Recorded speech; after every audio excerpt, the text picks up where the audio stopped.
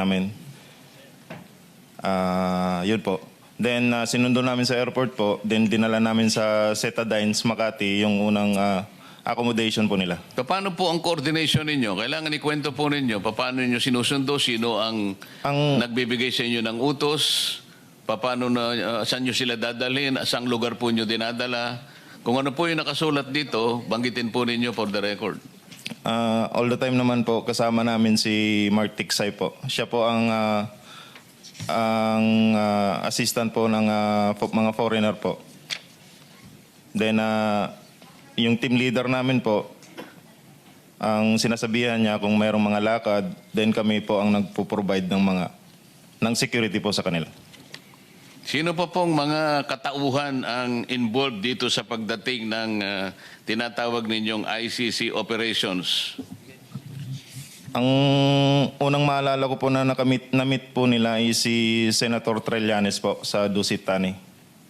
Ang una po nilang na-meet na tao po dito pagdating nila Sino po yung sila? Yung ICC po, yung mga foreigner. Nung mag-meeting si dating Senador Trillanes, ka-meeting niya yung mga operators ng ICC, nakita niyo po sila? Yes, Your Honor, kasi nung paghatid namin doon sa closed door meeting po kasi yun sa Dusit Tani, si Senator Trillanes po yung sumalubong sa mga foreigner.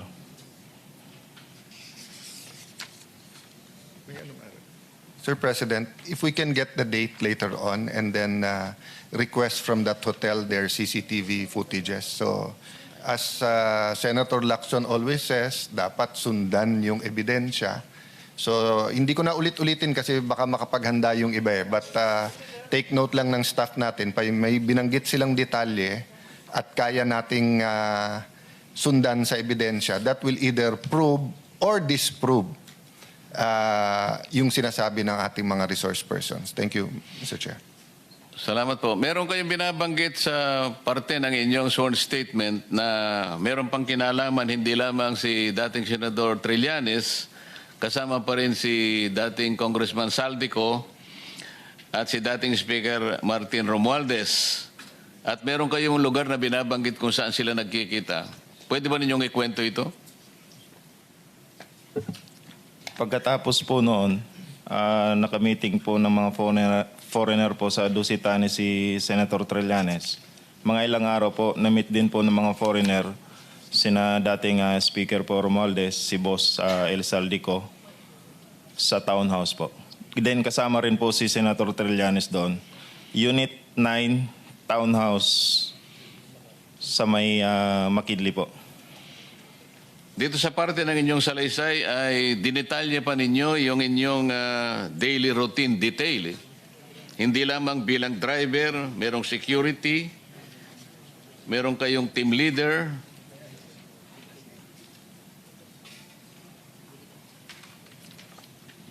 Masyadong detalyado ang pagkaka-explican nyo rito. Ibig sabihin talaga, may nakatutok na driver, team leader, security, para sa operators ng ICC. Napaka-importante nilang mga tao na dumating sa ating bansa.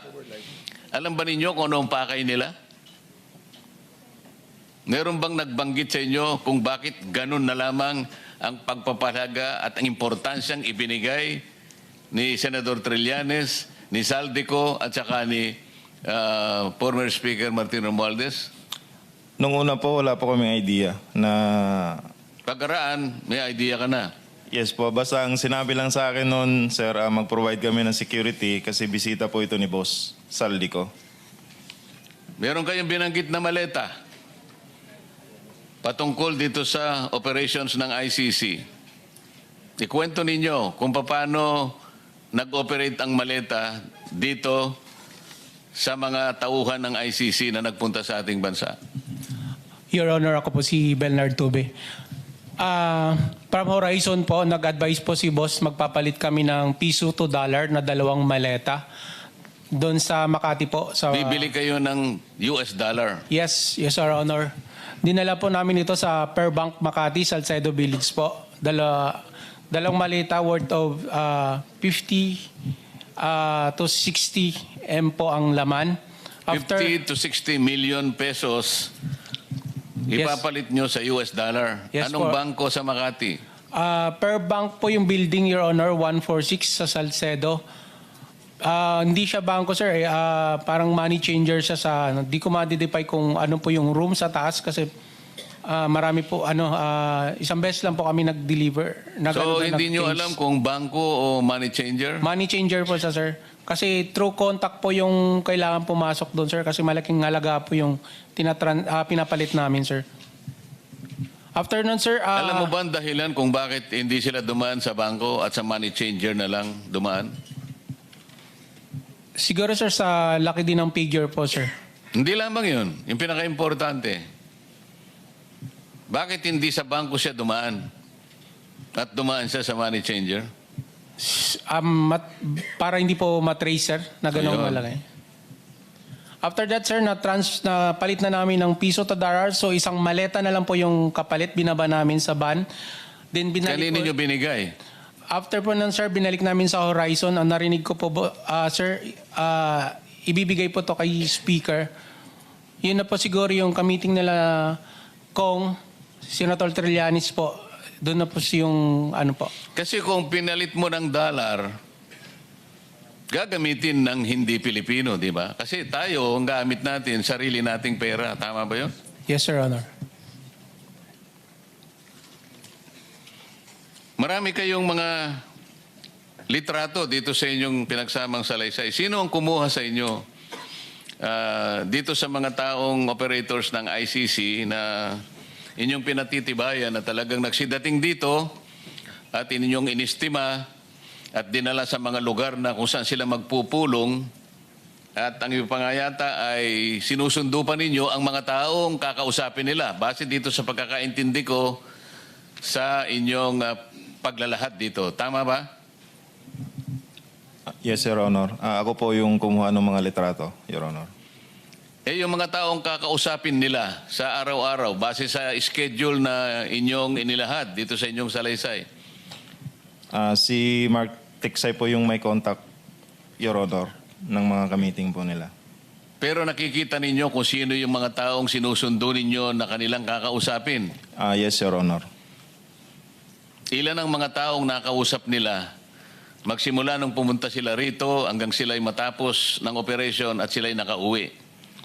Nung unang dating po nila ng December 2023, Your Honor, 2 beses lang po yung activity na ginawa nila. Yung na-meet po nila si Senator Trillanes, then yung pumunta po sila sa townhouse.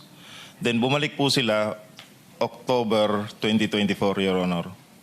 Then, Your Honor, ng mga foreigner. Nakita po namin doon ang mga witness po na kanilang ini-interview po. Magbigay po ako ng example, Your Honor. Katulad po ni Jed Mabilog po. Ako po ang nagsundo sa lobby po ng Midas, then inakyat po sa 10th floor kung saan nandun po ang mga foreigner po. Salamat po sa inyong sagot. Balikan po natin sapagkat napaka-importante po ng ugnayan ng maleta mula sa kay Saldico hanggang sa mga bahay at lugar na pag-aari ni former Speaker Martin Romualdez. Gusto kong magsalita yung iba. Alam kong may kanya-kanya kayong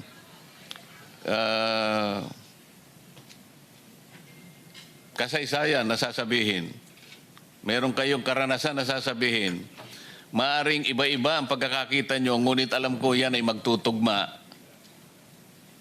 Kung paano nyo nadi-deliver, paano nyo ina-handle, saan kayo nagsisimula, saan kayo natatapos, ano ang pangyayari sa isang araw ng pagdi-delivery. Bawat isa sa inyo ay kinakailangan din magsalita ng sarili niyang karanasan tungkol dito sa pagdadala ng mali-maletang pera. Ang mali-maletang perang ito po ay hindi po sa kanila. Ito po ay pera ng taong bayan. Ito po ay pera ng taong bayan na ginawa po nilang sariling ATM. Kaya kailangan po kayo magsalita. Yes. Mr. Chairman, can a specific question bago nyo ikwento lahat, with your permission? First muna dun sa possible na mga taga-ICC. Si Senator Aimee, nung siya ang nag-chair nung Foreign Affairs Committee, you actually monitored some of them here. So mamaya kung pwede, pagtagpi natin yung dates and if we can get the names, kasi I think it would be important for the credibility of the ICC kung masubmit natin sa kanila sino-sino mga to, ano nangyari. Kasi parang simple lang ang sagot parati na invento lang yan eh. But again, may resibo, sundan natin. Number 2, Mr. Chairman, before we go to that general question na pagdi-deliver, kanina nakilala na natin po si Sergeant Tube, no? Yes. Sino si Bulon Tate, sir? Tapos Orbilio. Yeah.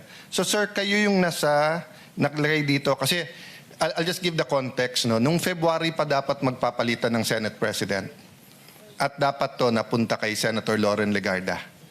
Pero nakatanggap kami ng mga tawag at doon sinasabi hindi maaresto si Senator Jinggoy, hindi magkakakaso, wag lang siyang sumama. Narinig ko mismo yung conversation. Pero may kasama pa kasi kaming isang senador na siya din ang nag-decide na wag nang ituloy yung pagpapalitan.